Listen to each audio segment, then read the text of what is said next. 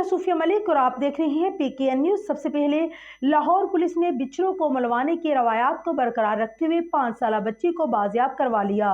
एक रोज पहले अगवा होने वाली बच्ची बाटी गेट के इलाके से बाजियाब करवाकर अगवाकार को गिरफ्तार कर लिया गया। मजीद तफसीलात ब्यूरो चीफ लाहौर मियां कबीर अहमद की इस रिपोर्ट में। SP model town Ammara Shirazi, ASP Ichhra Saeeda Shehrbano की पुलिस टीम के हमरा कामयाब कार्रवाई। टीम ने जदीद टेक्नोलॉजी की मदद से मुलजिम को बाटी गेट के इलाके में ट्रेस किया। फुटेज में मुलजिम को बच्ची के साथ जाते हुए देखा जा सकता है। मुलजिम ने 5 साल बच्चे किंजा को फरोख्त करने के लिए शमा स्टाफ से अगवा किया था।